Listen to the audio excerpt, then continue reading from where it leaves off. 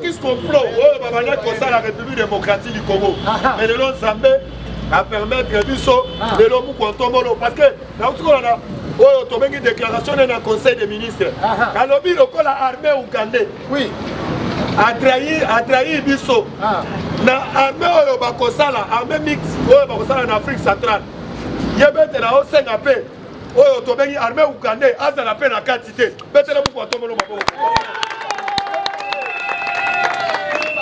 Parce que tu as vu ça qui vino. Félix Antoine Tshilombo Tshisekedi a Kenegi le plus loyal. Côté les Mela, Rwanda. Parce que y a un chef de file, il y a un chapeauté. Armée mixte, c'est un peu de la République démocratique du Congo. Il y a un moment qui nous lobby à la lité. Là, nous à Kenya. Accueilli combattre d'ici les réunions et Kota. Oui. Conclave les Kota par rapport à lui. Baluka va créer armée mixte. Oyo Bakoluka. Pour la lobby même. Le groupe rebelle na SMBO Kanabiso. Lobby Bakodeko. Bauti ko déposer ba arme. Oh to bengi ba groupe rebelle, ba Maïmaï. Bien parlé. Et ba Maïmaï te oh to bengi Bazaï. Ba groupe rebelle à Mike. Ba lobby moto et sali koya. Pour supporter plus de 40 groupes armés. Ba déposer ba arme. Yaya. Toye baki muto abandaki ko créer ba groupe armé. Ya liboso. Et ça là qui est politique, c'est même le Ghana. Il y a un bisoba congolais. Bisoba congolais. Tu sais, arrêtez. Kabila, Ababa Kangaye. Batché même la victoire. Batché la victoire. Basengi na congolais boko na moko. Aye na machette. On a compagnie à récupérer à ta moussounia Kabila. Oui. Si. Et dans la Ganabi Bembe Moussous, on va dire que même parce que Zali Bembe Abila Kelimabé. Oui. Parce que Kabila vous permettre comme même dans ma base militaire, nous sommes conformés. D'abord, dans Kitona. Base à Kitona, nous sommes conformés à l'armée d'Abisso. Kabila Bomba. Dans 7 ans, Kabila Bomba. Le fisc. Na Kinshasa le plus moyen pour envoyer biso ba Rwandais baya kokonza biso. Ndoki. Lelo toye ko remarquer na keta ville à Kinshasa. Ba généraux ya kala. Oyo Kabila tigela biso. Toye ko remarquer te ba renforcer ba militaire na ba point sur place bango ba vandaka. Mais biso to kosenga na Félix Antoine Tshilombo Tshisekedi. Biso to sengi remaniement. Oyo to bengi na ser armée na biso. Bo ete combattant. D'abord, tu as de peste. Tu as parti à ma milicité. Tu as la biso. Tu as tout le monde. Tu as la cahier de peste. Dans ma campagne à Rwandais, il de peste à la quantité. Même combattant Moko. Atigali les Canadiens pour manifester. Tu es combattant. Aza plus que tu as bombe anatomique. Combattant. Azali tu as combattant averti. Avant ça, tu as liboke. Mais tu presses tout le monde mise en garde. Oh, il y a comme ça le message. Il y a Colomete, il de pèse, ma pèse si bango ba machette, ma pèse si bango ba yeboka. Baluka ba Rwandais na nzela na bango. Ezali politique au biso to sala catégorie te combattant. Biso to litaka pona état de droit, pona démocratie, na progrès social. Lobi na lani même pona policier oyo to bengi sono na biso moko a côté qui na Rwanda pour être ça l'action. Lobi na la communauté internationale batele biete pour être pas condamné République démocratique du Congo. C'est à ta part. La communauté internationale abandaki ko luka République démocratique du Congo na mbeba moko pour être atinga makuna. Mais ceux qui tomi tunani ba Congolais na ba Congolais oyo ba kufa na est ya mboka na biso. Communauté internationale asalani tokosenga na ba Congolais nyoso oyo ya ba Congolais na biso ya diaspora. Boluka le plus moyen bosala ba sitting oyo tobengi na espace européen.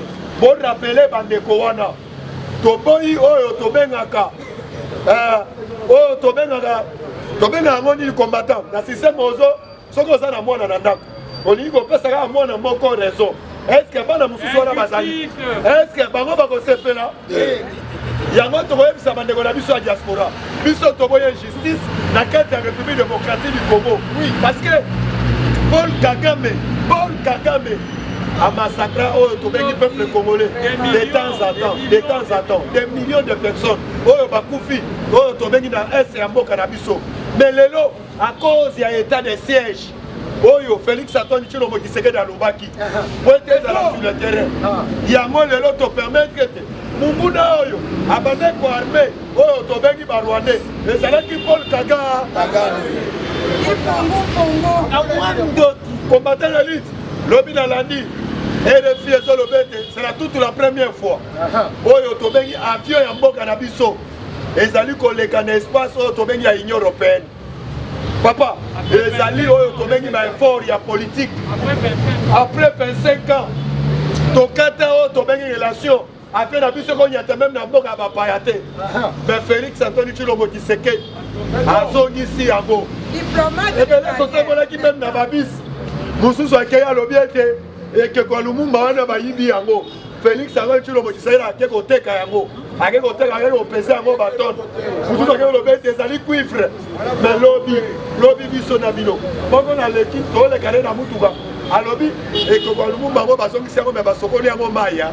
C'est là c'est écrit en congolais. Donc on sait dans la congolais, il fallait tout changer mentalité. Tout changer mentalité na biso parce que plus wana et que dans la site touristique Tobengi a peuple congolais. Oui. Ouais banda kokoti sa mbongo. Parce que Tobengi échangeur et banda kokoti sa mbongo te. Mais cette fois-ci, dans bakotia Tobengi mausolée ya Lumumba, yeba déjà. Mbongo banda kokota ne mwana. Yango omoni à tout moment. Tozo telemela Tobengi ministre de transport. Tobengi Cholbert Okeni. Papa yani. Papa, biso to dénonçaka. Yango na mona ki même ministre à travail lobby. Alati Sokoto. Tozo yebisa ba combattant. À partir de lelo. Boyoka kimbela ministre intérieur. Akenaki le plus loin ko lobete ngamoko na sali combattant. Combattant to komona. Alati même Tobengi Teli aba militaire. Yebete bakokanga yo. Babeta qui c'était à partir à lobby. Mais ba lobby li sous boye. À partir ya lobby, à partir à 18h, ba libérer Tobengi ba travailleurs avant parce que ba patrouille ko banda à partir à 20h. Parce que yebete ko dali envahir na Banguna. Olingate Banguna ba profiter à cause de lati. Tobengi signe militaire, bango ba yo ko profiter ko sala Tobengi ba sabotage na bango. Yango na kosenga yo peuple congolais.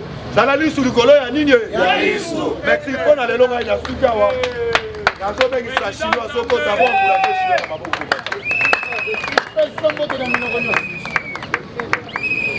IDPS viva. Viva. IDPS viva. Viva.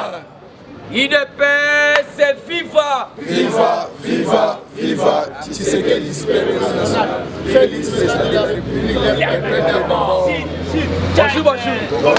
Bonjour Lisusu. Ebwenge. Losako. Koi. Losako. Koi. Bon, nani koi? Fachi Beton. Nani koi? Fachi Beton. Fachi Beton. Ukonto molo Beton. Womai Jambo. Jambo sana. Ukishi Jambo. Jambo sana. Les grands esprits Ebwenge. Ebwenge. Les lions de la tribu congolaise Makoko.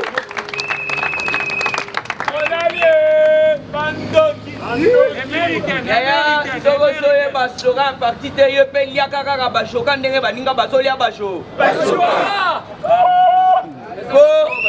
Oyo ezali mutualité te, oyo ezali palu te, oyo ezali IDPS. Parti au pouvoir. Yo oza nani na mboka oyo obanda kolongola ba Rwandais na kati armée. IDPS viva. Et je crois que Bolandi source moko ya radio rwandaise et petit éclaircissement par rapport à Tobengi infiltration au sein de notre armée. Balandaki te luka moyen tochela yo Hollanda. Source rwandaise que nous sommes infiltrés jusqu'aux dents. Na yango to ko réveiller ka conscience ya mokonza mboka boete combattant. Radio ya Rwanda yango moko elobi ete FARDC ezali infiltré. C'est ça le bon moment. Ya kokanga kanga tous les Rwandais ba msusu tozongisa bango epana ba. Mukwantombolo, moi il est grand esprit, on va le faire quand il est chaud. On va le faire quand il est chaud par rapport à Nini. Le pouvoir c'est l'armée. Oui. Quand on vous signale, et pas par Rwandais, Bangomoko, nous donc infiltré Bino. L'armée congolaise est infiltrée. Tolinga Totangi la Bakombo, malheureusement, chargé à programme Fumusudu. Abosani n'est pas papier. Abosani n'est pas papier. Nabimiana Lukelena Tangue, la Bino Bakombone, puis généraux Wana Basalia. Mususu wa Simbi Congo central, mususu wa Simbi Lubumbashi, mususu omoni ba chef soki ya ba région wana nyoso tu boyo ka région militaire. Ba 31 ba nini wana bango ya wana yo ka kishudu wana na bisibino. Sur 100% ya ba généraux au sein de notre armée, 50% de Banyamulenge ba tuti ba Rwandais. Nommé par Kabila. Nommé par Hippolyte par Otobengi Mouzé Laurent Désiré Kabila sans formol. Bonandi samedi tolobo tolobate topanza otopanza te mwana mama mwana mama mambu maso batula mpaka bamona mpe Kagame azui agitation. C'était le samedi. Paul Kagame a réuni tous les généraux au Yakata Rwanda. Et comme Sabiso, totali parmi les généraux entourés pour Kagame, toye comme on a présence, il y a général Otobengi, na combo ya bateau encerclé pour Kagame, toye comme on a James Kabaré. On n'a pas même envie à voir comment on a normalement, puisque Bazali Barwande miné, bon.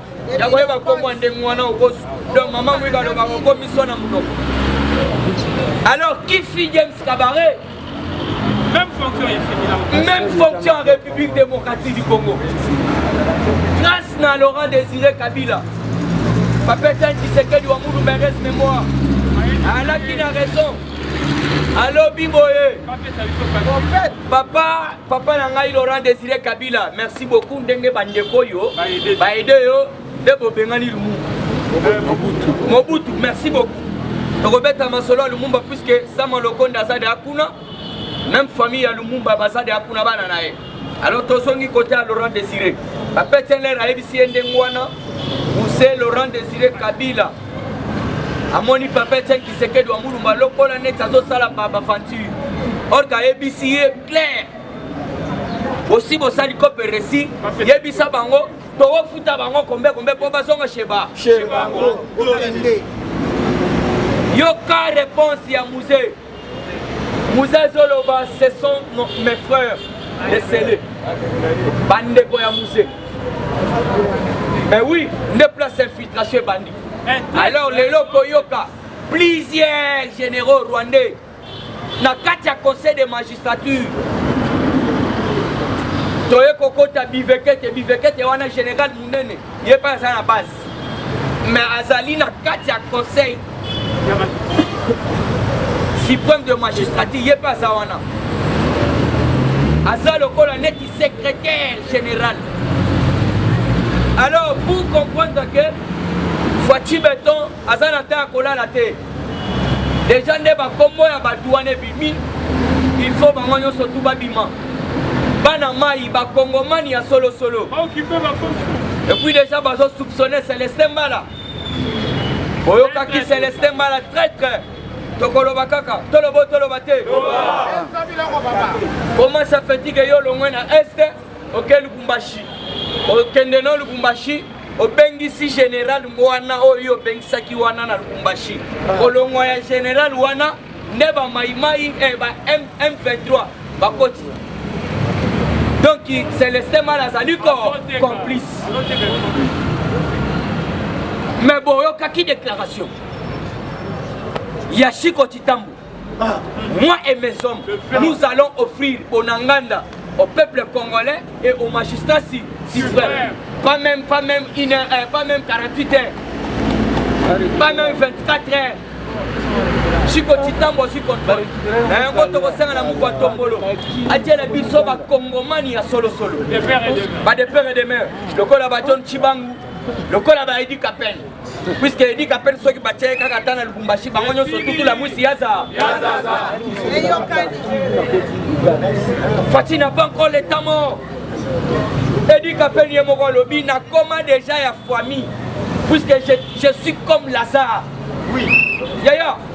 Yo si okufaki. Ngashi kona ina sécurité kozonga na buzoba. Mutu alobi ye moko ke naza lokola Lazare. Naza sous na famille na nga propriété na komi na famille ya Kisekedi. Écoutez les informations. Il dépêche ce FIFA.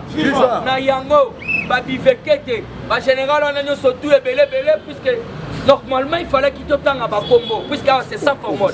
Alors vous devez comprendre que la minute oyo Combo tokoye la bino atalobi. Alors toko continuer na politique. Il faut toye bisa. Ba journaliste oyo ya Kindoki.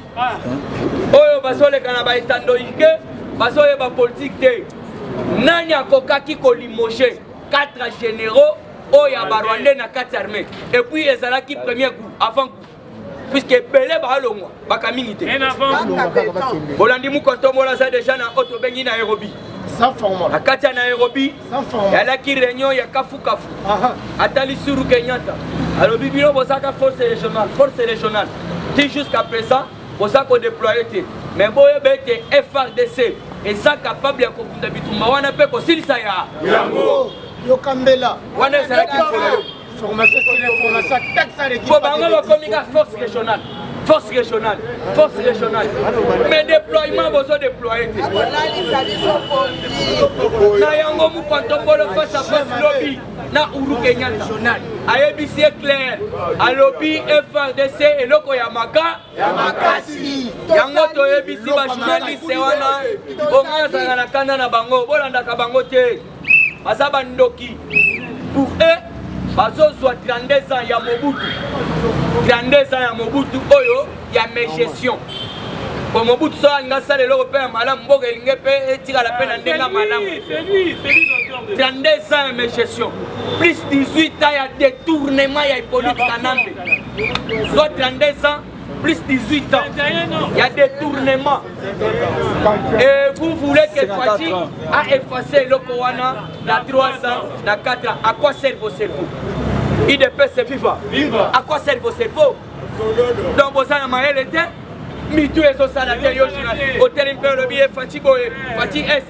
Dans les ans de mes gestions, plus 18 ans de détournement et Hippolyte Kanambe. Ah, plus 4 ans, 54. Et vous voulez que quelqu'un efface ça? La misère du peuple congolais, les tiweries, na massacre qu'on a dans l'Est, dans 3 ans, dans 4 ans. À quoi servent vos cerveaux? Toujours dans cette actualité politique, on a quelque chose. Bolandi, Makambo et Mukontomora Lobaki. La carte conseil des ministres. Oya Beta Kimbela. Oui. À l'objet, j'instruis au ministre. Puisque vous devez comprendre. Mamsou se do salama. Vous avez battu. Au Jefrem d'Engeza, on est au Jefrem. Barwande na Barwa. Na Barwande. Jour on a Bisakibino. Plus de 884 Rwandais na carte DGDA. Mais oui, quand on a un cimetière, on a un samedi. Tous ça infiltré jusqu'aux dents. Yoka, RDC, Topandi Nayango. 124 Rwandais sont députés. Comment on va député na biso? Comment on va député Baeli? Il y a un homme qui a raison, ce ne sont pas des élus du peuple, ce sont les ennemis Depuis Bayawana, loi Nini Basiba Kota en faveur du peuple congolais. D'ailleurs, Koutou, Tobengi Molière, Boyo qui papa Mosone à l'Epsia. Napena Mobaliko, Inuboka Nisani, Napenza Naza Moba. Papa donc, Alimoli, Afani Liboso, Yabarwande, Balinga Bolam, ya peuple congolais. Radio on lobby boy radio rwandais yangonde peut subir formation mais nakatia Congo ba communication ba service de renseignement nous surtout infiltré pour rejoindre l'information on aime tout web salabino au monde en Masano RDC Assemblée nationale 124 Rwandais sont députés. L'Assemblée, on a parlé du peuple, donc l'Assemblée nationale, il y a parlé du peuple. Les députés ne sont pas contre les sénateurs. Si on a 500, on a 500 pénals, députés. Si on a 4 bango, les lobby 124 véritable roi. Plus loin, lobby na institution DGDA. Merci. 850 agents sont les rois, les Rwandais. Les Congolais, ils ont un diplôme, ils ont un licencié. Aïe aïe aïe. Bino bozo tchela biso Rwandais. Nanga merci beaucoup na Kanambe. Nanga beaucoup tchela biso Rwandais. Yo kapona chité na tika la baninga. Sénat baké plus loin na Sénat. Sénat oui. Sénat. Oba tu peux formation. Oba tu peux pas faire en tant que président. Voilà 44 sénateurs sont des rois. Pas Moïse Nyamugabo, Bantambo Mwamba, Kendo Ndondo, Banani Konsoba Zaria Souberwa, Congo Ndondo Kutu. C'est un Polonais, puisque vous devez savoir. Ainsi, Fatih Bobet la Mukontomolo Maboko, Bet la Mukontomolo. C'est là, Nazo Chidewana. C'est là. Depuis l'époque coloniale, notre institution Sénat a été toujours infiltrée grâce à la diplomatie, grâce à la haute diplomatie. Diplomate de carrière, il y a Fatih Beton, depuis l'époque coloniale, depuis l'époque coloniale, notre Sénat a été toujours infiltré par les rois. Les Rwandais. Yaliboso, Otobengi, Léo, Kengo Wandondo.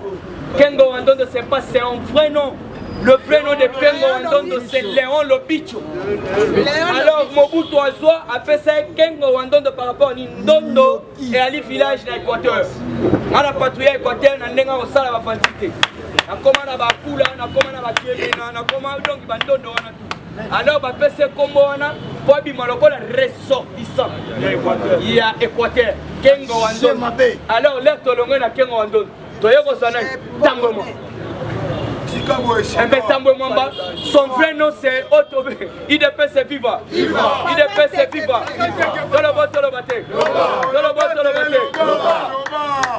On a respect de l'air. IDPS Viva. Ah, on a donc compte sa président Abdoul, la Zokota. On encourage le président Abdoul. Tenez les informations. Les parlementaires debout.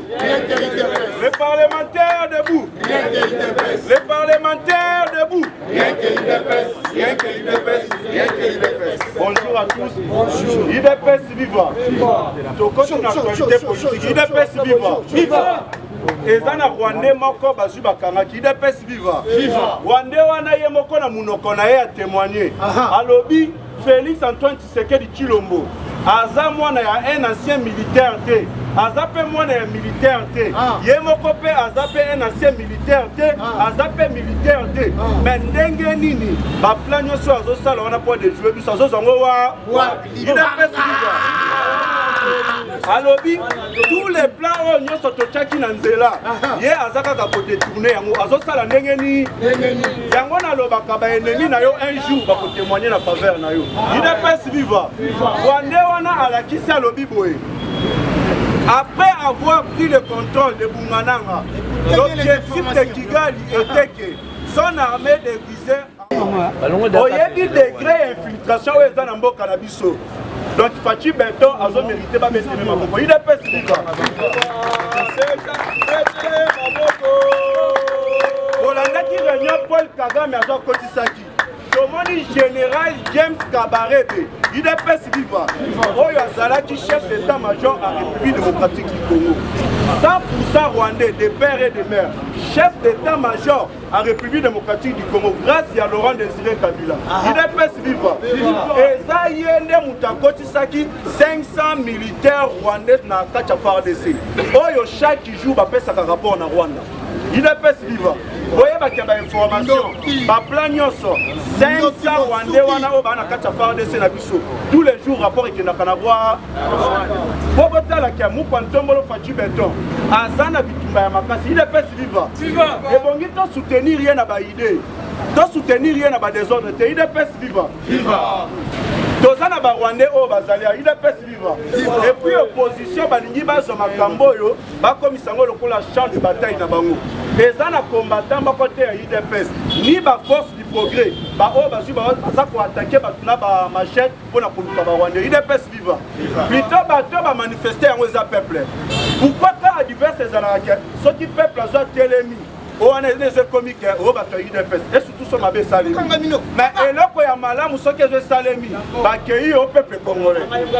IDPS viva. Baza bando kimine.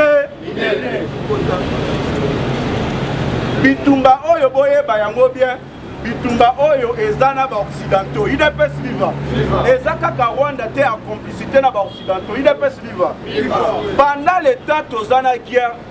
Na ba M23 au bazaba Rwandais mais bon memi embargo na biso bozi bopusi yango moyen to soma minduki ezate IDPS viva yango na stratégie ya Fachi Beton atali embargo wana ezalaki yanga ite ezalaki ya régime elekaki IDPS viva lokola bango baza complicité yango moni aye ko créer usine d'armement en République démocratique du Congo.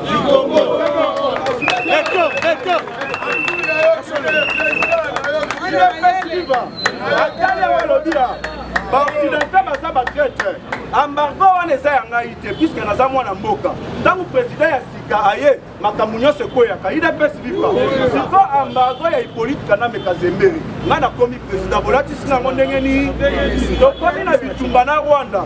Pourquoi bosi embargo wana bosi bopusi moyen toza minduki ezate IDPS viva yango mukantombolo mpona kosisa ba occidentaux asali usine ya armement ya République démocratique du Congo sa matoza ekouta kaka IDPS viva otala sikoyo je ya ba occidentaux. Les groupes criminels ukrainiens vendent des armes au M23. IDPS viva. Selon les témoignages, IDPS viva. Selon les témoignages d'Éric Denes, directeur du Centre de recherche de renseignement français, il y a un trafic des armes que l'Europe avait envoyé à l'Ukraine, qui sont détournés et vendus aux terroristes du M23. IDPS viva. Sikobo mituna. Moni ba occidentaux na eza plan na bango. Yango mu kwantombola lobi boye. Bitumbe so le kana est. Eza groupe ya ba gangster ya ba Rwandais. Oyo bazobundisa biso po neteni ya mabele na biso na ba richesse na biso. IDPS viva. Yango mu kwantombola pa lobaki boye. Grâce ya usine ya raffinerie ya or na Bukavu. Ezala quelques centimètres ya nani ya mabele na biso. Ezala ba or na biso, ba richesse na biso atandambo combination na kimoyite. IDPS viva. Alobi ba or bazana posa bako ya ba combat na biso, ba content na biso ba or. Il faut baya na porte, ba kota na porte. IDPS viva. Aboyi makambu ya fenêtre. Yango moni ba occidentaux vertu Jésus ba mo. IDPS viva. Bobetana mu kwantombo Fachi Beton. Alors on a l'obaki même banguna na yo bakokoma capable ya témoigner pour na yo IDPS viva. Holandi radio rwandaise lobi boye ba infiltré ya ba rwandais baza na kati ya FARDC na biso bango moko babandi déjà komi funda na IDPS viva. Yango nanga na Hippolyte Kanambe Kazembere bazo mériter bakanga bango pour na haute trahison boko kanga IDPS viva. Comment bokoki kosala bozozwa na niveau ya Assemblée nationale 124 Rwandais. IDPS viva. Aucun niveau ya Sénat 44 Rwandais. IDPS viva. Aussi bokei na niveau ya armée na biso FARDC na la police 400 à 500 officiers rwandais. Si vous avez besoin de tambola, tozoluka misala, tozo misala te. Na DGDA, bozi bo engagea 850 agents rwandais. 850 agents rwandais. Oh, le peuple congolais zoluka misala zozoate. Il est pas vivant. Comme ça va étranger, mais pas n'importe quoi, profiter de la richesse de la banque. Il y a beaucoup de tombola lobby parmi la population, parmi le peuple, les millionnaires, les milliardaires, il est pas vivant. Donc, on y peut Kagame à lobby. Est-ce que Félix Tshisekedi n'est ni au Congo la usine à raffinerie à or na Est? Tandis que Bisso il est pas vivant. Bon, t'as les dégâts qui sont. Bisso toza na yango, pour na ni nos autres Congo ici yango. Il est pas vivant. Kagame a eu vertige. Kagame a eu vertige. Yango la CP na mabaja kinda la lobby. Omoni ba étranger wana, ba ya kakaka a utiliser. Ce que j'ai problème à Tikio. Jakinda la Moïse Jakinda la Azola qui est. C'est quand on dit Jakinda la à l'activité militaire. À l'obin des aboués, nous avons soutenu FARDC. Nanzela ya mokonzi ya mboka Fachibe. Prison était yaka. Il a pas vivant. Prison était yaka. C'est quand total ici quand ya Martin Fayulu. Martin Fayulu la lobby boy. Premier problème à la République démocratique du Congo, c'est Félix Antoine Tshisekedi. Rwandais bazaba ndeko na biso, il est pas vivant. Rwandais bazaba ndeko na biso. Plutôt Félix Tshisekedi a le moins pouvoir. Et puis na 5 états de siège et le moins est du pays. Faut comprendre que Martin Fayulu a zappé na groupe na Est. Aza na groupe na armée na Est. Le col a état de siège au Yesu Kutaki. 300 000 miliciens na Est. Na minute basu ba komi na niveau ya 14. Bolandi nani ba kodeko ba kiko déposer manu. Ba lobi to ko bunda lisusu ke il est pas vivant. Et puis plusieurs rebelles ADF na minute basu ba kanyi ba mona Est. To bete l'état de siège. Moi na ya Museveni. Bolanda qui après savoir que tu vas biso mairie na sima Mukongo. Ayena ba flatterie na ya lobby. Félix Tshisekedi c'est le meilleur président du monde. Félix Tshisekedi c'est mon frère. Nazana posana kutana na grand frère na ngana sololana e. Pourquoi tongolo Fachi Beto lobby boy. Tant que je serai le président de la République démocratique du Congo, na kotika la koyamba mwana wana. Il est pas vivant. À niveau ya Katanga, tozolo bana Moïse Katumbi banda ba Rwandais baza ko massacrer ba peuple na Est. Ata jour moko te yona Hippolyte Kanambe Kazemiro ko condamner yango. Ata jour moko te yona Mbongo ko condamner yango. Ko landa bino na mabanga. Il n'a fait baba na ko attaquer bato moto et puis bato moto ba komi ko kidnapper bango ceux qui ba kena ba bomi yona moto destination Ekoni. Il est pas vivant. Moïse Katumbi a bandé pour créer des ordres à niveau de Katanga. Moïse Katumbi, il faut pas qu'on ait il est passive. Ceux qui bolingent pas Moïse Katumbi, ils vont le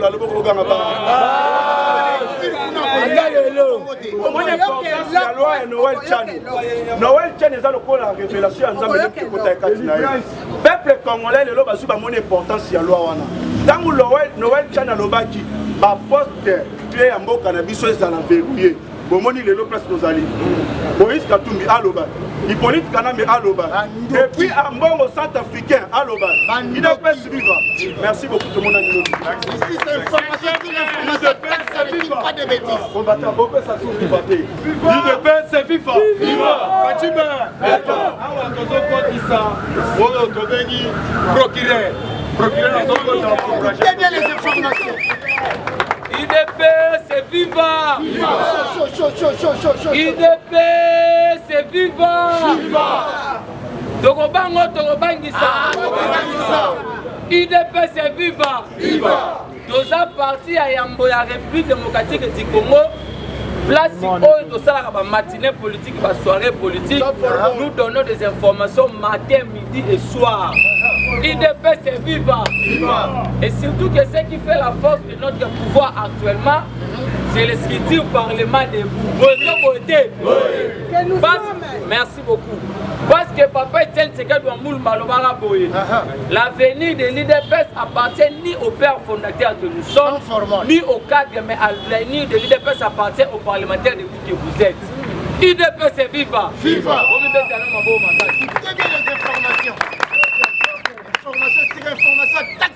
Pas de bêtises. IDPS est viva. Viva. Avant de faire l'information, dans le bon de l'obate, combattant à l'attentif Toyoka. IDPS est viva. Viva. Prière d'abord de vous abonner massivement dans notre chaîne Nouvelle Génération Télévision pour en fait permettre que Batoubaï va m'aider pour le Kanaka et le Mogatir du Congo. Mais nous avons aussi une maman qui a une information pour nous pour Sana. Au nom de maman Véron Mbaka, il y a un qui maman Mouika fait sa numéro en direct. IDPS est viva. Viva. On peut donner votre numéro. 09 98 47 07 10. 09 98 47 07 10. La défilée reste plus bas. IDPS est viva. Dans le vote, le bâté. On va qui sera plus que ça 43 après le numéro continue. Dans le biboye. Quand Noël Chanir a une proposition en loi, il a été traité de tous les noms. Lui, c'est un militant de l'IDPS, c'est un sous-traitant de l'IDPS. C'est le président de la République qui est derrière Noël Tchani pour écarter quelques potentiels candidats. Mais aujourd'hui, nous avons vite compris que nous avons déjà, parce que la loyauté actuellement est divisée. Bref, depuis qu'une partie de notre parti est agressée par les Rwandais pour les Ougandais, il y a quelques leaders politiques jusqu'à preuve de contraire aucun communiqué.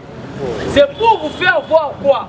Il y a des gens qui alimentent les M23 pour attaquer nos frères congolais. IDPS est viva. Parce que dans le bon, dans le bâté,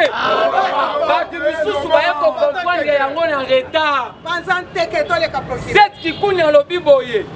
En fait, on va comprendre. Il y a décrété guerre. Et ça, il y a un calcul électoral puis politique. Alors, le président de la République était déjà hier à Kenya parce qu'aujourd'hui, le 3e conclave, il y a un chef de la communauté à tête d'Afrique de l'Est. Dans ma caméra,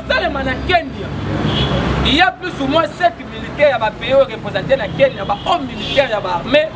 Après la conclusion que Souama, il faut déployer la force dans la région pour attaquer Mambozo pour la Katamboka. Mais le président de la République est allé plus loin à taper la main sur la table pour refuser l'Ouganda et puis les Rwandais dans cette Rwanda. Le ministre des Affaires étrangères rwandais, Vincent Buruta, dit que non, le Rwanda est prêt de déployer sa force à l'est pour attaquer les M23.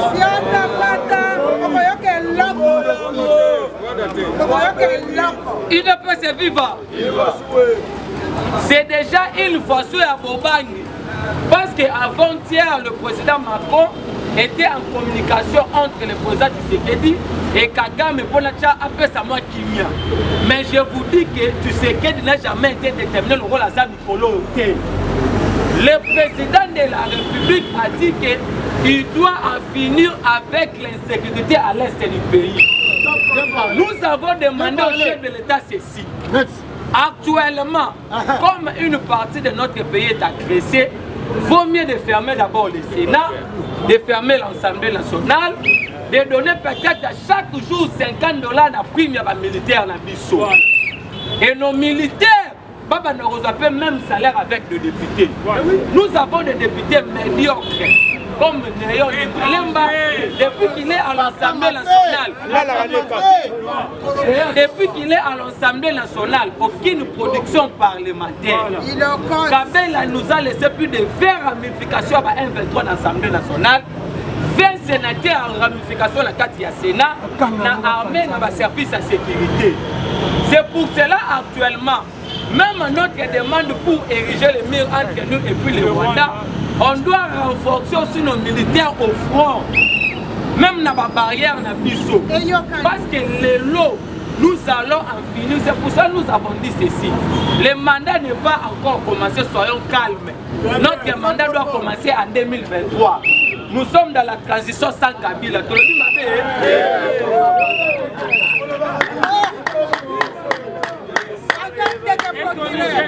IDPS viva. Dans le Biboye, le rôle d'un parti politique, c'est de conquérir le pouvoir. Quand nous étions dans l'opposition, nous étions dans la conquête du pouvoir. Aujourd'hui, nous sommes dans la gestion de la Rex Publica. Mais c'est la conservation du pouvoir. Et la conservation du pouvoir, c'est notre droit le plus légitime. Et nous sommes censés aujourd'hui de respecter les prophéties de la prophétie tenue par notre mentor politique Thérèse Mémoire Papa et Tshisekedi Wamulunga. Notre mandat doit commencer en 2023. Nous étions dans la transition sans la Kabylie. Cela veut dire quoi? Kabyle en personne n'était plus, c'était le système Kabylie qui continuait. Et dans le système Kabylie, on nous avait laissé la loi de l'Ometa, la loi de l'Italie, c'est qu'on tirait en silence, on violait nos mamans en silence, on détournait l'argent en silence, on avait multiplié le mal de la haute institution à Mboka. IDPS viva. C'est pour cela notre mandat doit commencer en 2023. Et surtout que Fachi n'a pas aussi un mandat, Fachi a une mission de délivrer ce pays jusqu'aux dernières énergies. IDPS viva. Et maintenant pour citer, dans le compte rendu à Conseil des ministres, vous devriez savoir ceci. Nous avons connu Joseph Kasavubu, je le dis main sur le cœur. Nous avons connu Joseph Kasavubu, nous avons connu Maréchal Mobutu, nous avons connu les gens qui nous ont amené le village Musée et puis Kabila. Je vous dis que le dernier cartouche pour en finir avec les Rwandais à l'est du pays, c'est Fachi. Oui. On ne peut jamais accepter aujourd'hui de perdre Fachi. Parce qu'après Fachi, c'est le début. Merci beaucoup. Je vous dis, mets sur le cœur. Le tout dernier cartouche de finir avec l'insécurité, c'est Fachi. Parce qu'il est connu de son père, il est connu de sa mère, il est connu de sa famille politique que nous sommes des pays. C'est pour cela que vous voyez aujourd'hui, le chef de l'État, c'est le tout premier président congolais qui a indexé les Rwandais, que c'est les Rwandais qui sont en train de nous attaquer. Mais les gens disent ceci, comment un président de la République peut aller à l'intérieur du pays pour condamner son armée? Mais le président Tshisekedi, c'est un président dont nous reconnaissons, il vous dit la vérité. Quand le président va à Abidjan, il parle devant la communauté congolaise. C'est que Bisso, de l'équipe à Congolais, va faire la croisade, c'est Bisso qui va Congolais. C'est pour cela que nous avons un président qui vous dit que non, jusqu'à preuve de contraire, je n'ai jamais encore été convaincu dans mon salaire justice. C'est pour faire en sorte de continuer avec les réformes. C'est pour cela actuellement, je vous dis ceci, bâtonniers sont beaucoup parce que bientôt, les remaniements du gouvernement s'imposent. Bientôt, les remaniements au cabinet du chef d'État s'imposent. Oui. Même avec le siège à l'Assemblée nationale, on doit réduire d'autres sièges. Parce qu'aujourd'hui, la priorité, c'est de soutenir notre armée. C'est pour cela que vous avez vu le chef de l'État. Alors, il y a une divergence de la connotation politique ce qui est sûr d'être derrière notre armée. Mais la sorcellerie commence quand Martin Ford demande les élections.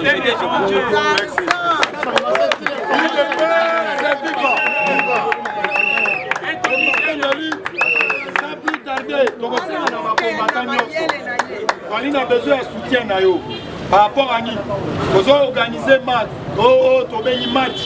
à football. Nous avons un parti politique au MTC. Nous allons allier à IDPS. Il y a Papa Nabiso JBK. Nous avons un membre de JBK qui est déjà la Biso Bavarès. Papa a se sentir à chaque engagement aux gardiens pour donner un mandagilembe pour enregistrer. Donc, on sait que nous avons des combattants. Soutien Nabino, pour s'abonner à la chaîne Nabiso, pour une nouvelle génération. Pour s'abonner au moment où on a commis nouvelle génération, Parlement debout. S'abonner parce que pour la nouvelle génération, à la chaîne SBL. Donc, on sait que contribution à contribuer à la nouvelle génération. Vous êtes combattant. Oui. Alors, on a minute de merci le dit de pèse.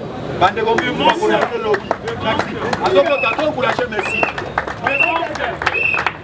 IDPS viva. Bonjour à tous.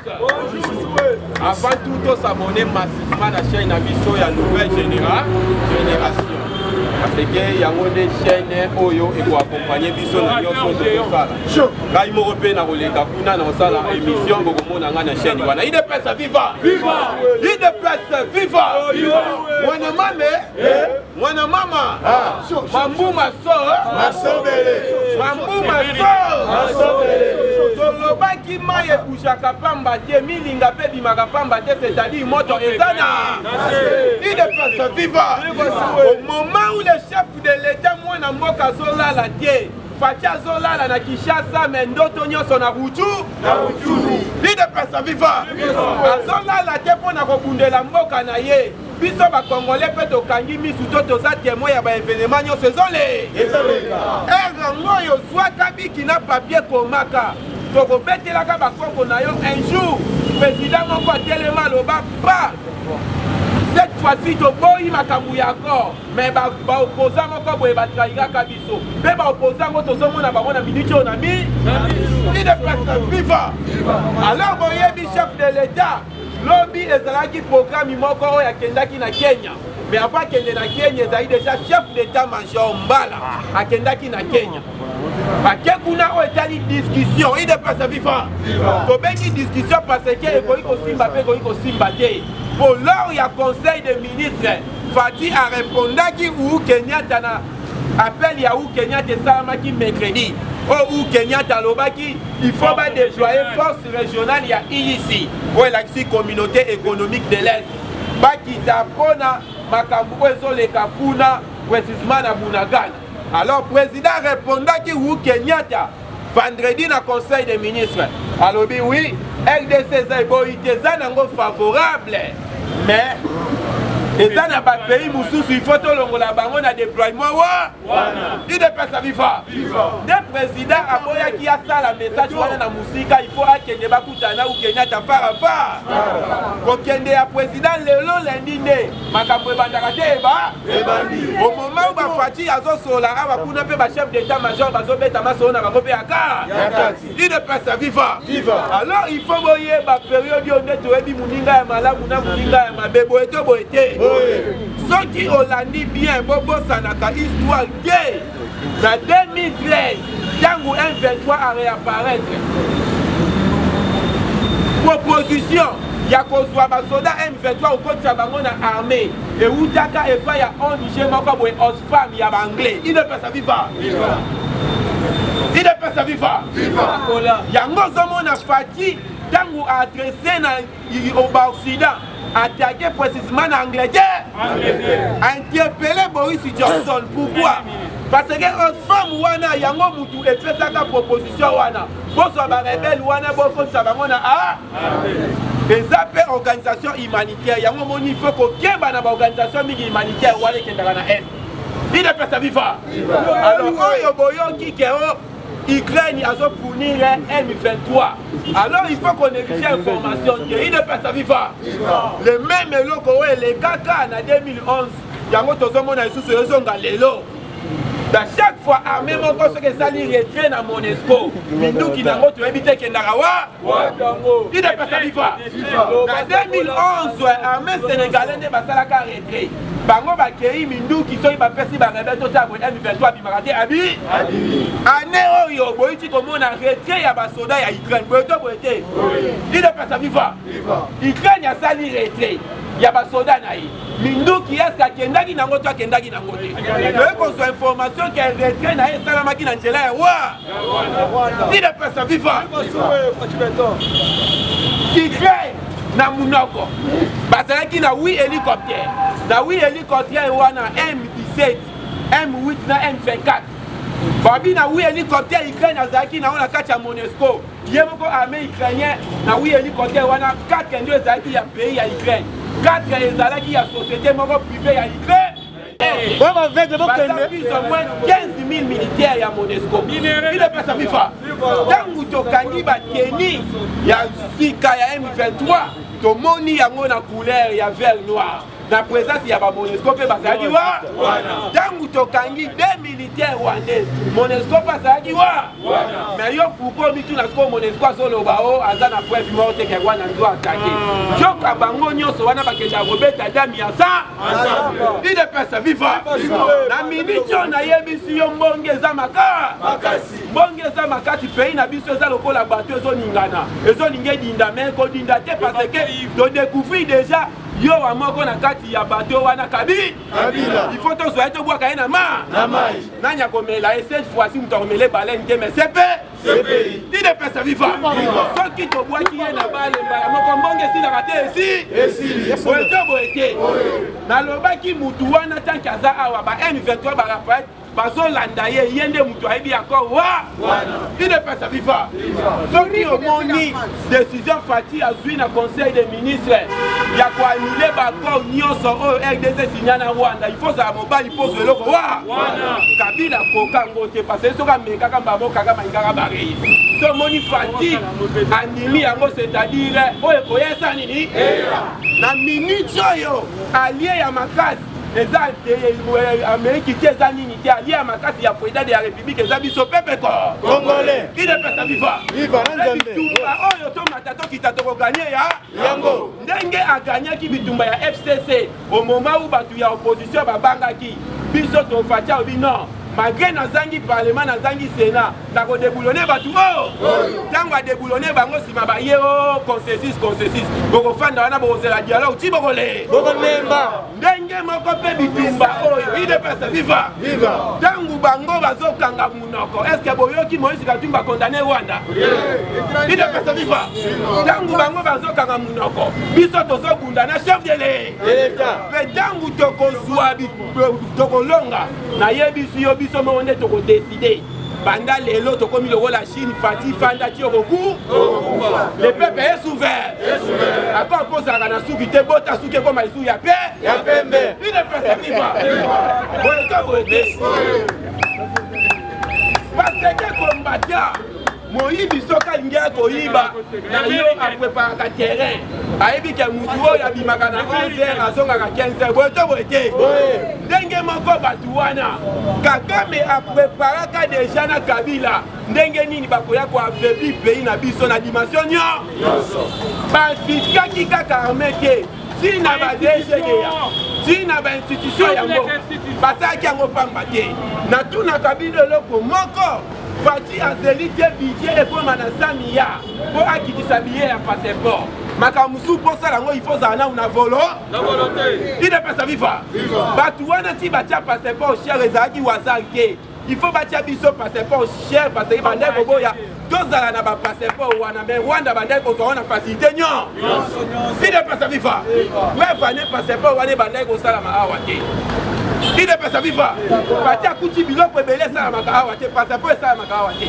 na teni ya basoda Fati akuti sala makawa te mais la minute yo teni zo sala na Inter Africa ide pesa viva il faut passeport ezala chien congolais mona passe mais Rwanda zo na facilité il faut qu'on longwa awa ti Lubumbashi batiango billet ya avion cher po yo ba congolais bazwa facilité ya Kinshasa bakende fa ebele na est parce que bango bazalaki toujours na idée ya kozwa parti moko ya ide pesa viva est-ce que Fati azeli budget comme na 100 milliards pour akisa billet ya avion biloko mosusu il faut volonté bango na kala kaka bana na bango moko bakenda komona basite biso bana biso bafandaka batanga kaka banyika Congo na classe ide pesa viva volcan Nyiragongo chiti ya Wagena mais cette fois-ci biso tout au monde na volcan Nyiragongo alors combattre biloko wana basalaka ngo bayebaka bien parce que les Congolais tous ceux qui vont se déplacer partout bango bakokoma na danger kati na bango moyen simba ekozala lisusu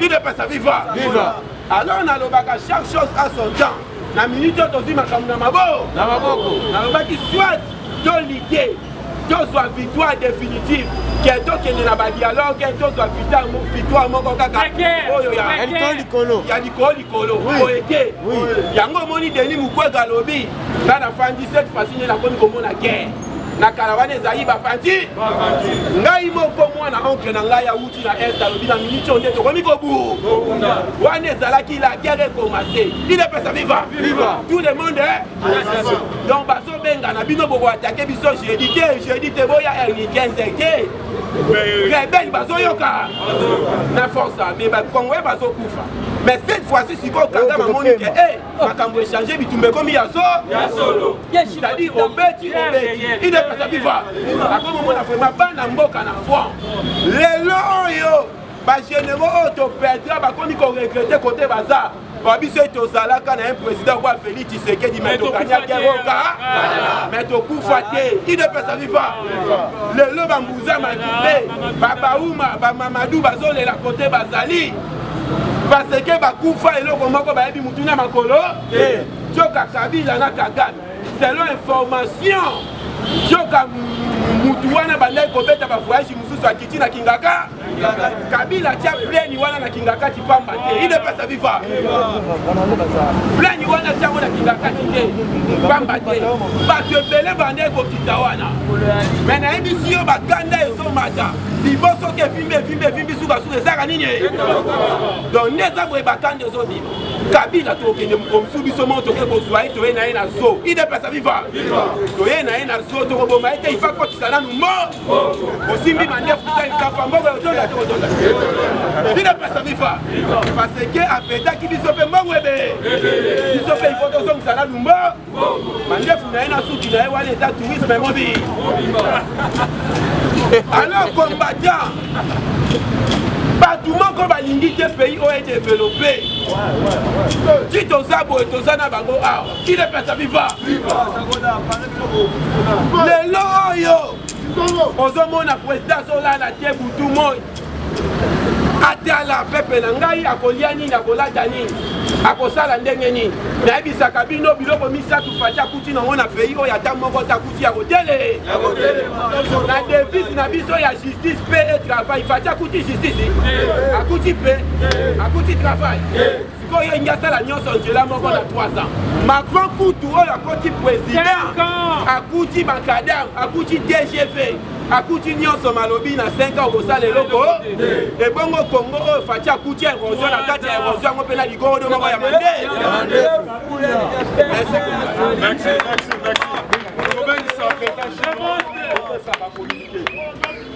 Merci beaucoup pour la communiquer. Va signaler biso lisusu na oto bengi quartier ya Bralima 12 Rwandais basa kuna basala kuna banyoa peuple congolais l'autre me koyeba ba Rwandais yango puisque bapesaki numéro et pas ministère de l'intérieur oete mouvement nyonso tout suspect mouvement nyonso tout omona agitation ya banguna omeka kobenga bapesaki numéro ya commune nyonso eyala monga pula ezala changu ezala otobengi barumbu ezala lemba alors bapesaki numéro lobi tokotangela bino numéro place afandaka ameka kokoma yango lolenge yake oyoki ndenge wana na kati ya Bralima barwande baali obengi bamoko la police oyo ali service compétent ya kokende kuna. Alors merci beaucoup na Bralima, merci. En tout cas merci na balandi na biso ya libanda voir même la carte ya mboka. Merci bino donc merci ebele. Alors moyen toloba ya tous les amis to monika ka bolingo na bino à travers biso. Merci na bien na biso ko des fois on doit saluer donc une nouvelle génération exister. Alors pour s'abonner massivement à faire à la lutte, aller plus loin. À lobby, aux ana micro, mais il faut ça bien chiffonner. Va chiffonner Zoya, on a moto, on va chiffonner elle à Koloba. Donc il y a coach chiffon, on a va auto-bengi, système il y a hygiène. Alors dans la yango, on repère ça vient pour des frères, merci Ebe. On repère ça vient pour des frères, tu vas la merci Ebe. Il y a pas quoi pour la geste wana. Sur la pression 100 francs, il y a pas été il faut payer merci. Pour lobby, ils s'ambassent aux 500, aux 1000 fois côté combattant. Alors merci na Otobengi Cour des Grands, merci na Otobengi Ben à Congo et à Rambo Silok, merci na Jean Mamadou Polondo, Paulin Wangogo, les Otobengi, les coachs principaux, les chefs de l'État. Merci pe na ba maman na biso surtout ya poto, ba maman à Château Rouge, maman Anichi Lombo, maman donc Kabea Mwanza, Boza tellement belé, maman Anastasie, maman Fex na kati à Londres, Madova de Bundes, bien en Gaï Damas na kati à Londres. Boza tellement belé sur la ligne Natanga ba Congo et pour comme donc Iti Lobby. Alors vous contactez pour na Otobengi, la contact la nouvelle génération. Oui, promis ONG, mais surtout na kati. Donc il y a un membre bien ali, mais surtout au Bolivie et te pour quand on voit que de liboso, donc soit majorité belé, donc il va être grâce. On a vision surtout derrière un souci d'ambition, derrière un vision d'ambition. Plus 243, 89, 40, 36, 878. 89, 40, 36, 878. Merci à maman Thérèse, ma grand-mère Nakatia Otobengi Belgique, Rachel, Abengwa Nakatia Belgique, vous êtes tellement belé, il passe à la personne. Nomoni Otobengi, président Abdou, chargé à relations internationales, la diplomatie. Azana moi Malobato, président Abdou. Président Abdou, vous avez la parole. Merci beaucoup. Oh, c'est très important. Communiquer très important. Donc, qui cause à Rwandais, oh, il va s'en avoir cannabis, surtout dans le Bangoté. Tandis que la police n'aime pas s'en charger dans le Bango. Ceux qui ont mis place, ils ont suspect. Ou bien Rwandais, ils ont fait Bazawana. Bon, dans la police, ils ont pembeni. Et ça, c'est que nous avons fait des Bango, ils ont bien été. Mis sous Nicolas et Alice, et la qui cité que doit se faire justice, Bissomoko. C'est quoi ceux qui sont demandés pour se faire justice? C'est quoi l'utilité à la police? Tobo mabangote, mais tobenga la police, bakanga bango soki baza suspect. Tozana bitumba na Paul Kagame, mais tozana côté wana to se comprendre. Nazi na pesi na numbote, na papa na biso moko vient na biso God of War Chibala na États-Unis d'Amérique. Merci parce que nous sommes premier partenaire na biso. Vous continuez toujours comme ça la action à malam na nouvelle génération. Yango tozo senga na balandi na biso. Vous s'abonnez massivement à la nouvelle génération TV. Et puis na pesi mote na maman Ngandou la baronne des États-Unis d'Amérique, motema ya Jésus-Christ, puisque tu fongoli ici même groupe Nabiso WhatsApp nouvelle génération. Numéro pour Naboko Tanakati ya groupe Nabiso WhatsApp eza plus 243 89 60 77 556 89 60 77 556. Topesi même une motte na vie na biso fondo na Paris. Topesi yo motte bisiko za toujours soutien na bino. Bien na biso Big Shing na Londres. Nouvelle génération ça toujours soutien na bino. Na Etienne Kabouya Chilumba, les grands journalistes dans Mbujimai. Topesi yo motte bisika ozali. Voilà, na ba maman ya Château Rouge. Maman la présidente Lili Makaya na Château Rouge. Tosengi soutien na bino. Lili Makaya. Voilà, maman Suzy na Château Rouge. Tosengi soutien na bino et puis na chité na maman Annie na Château Rouge. Voilà. Pour soutenir une nouvelle génération au Parlement na bino, en même temps économie, fondation et puis économie ça na député Ebele. Merci beaucoup, on applaudit beaucoup les Nassima Bilili. Merci na JM Tokuta na Mkolo.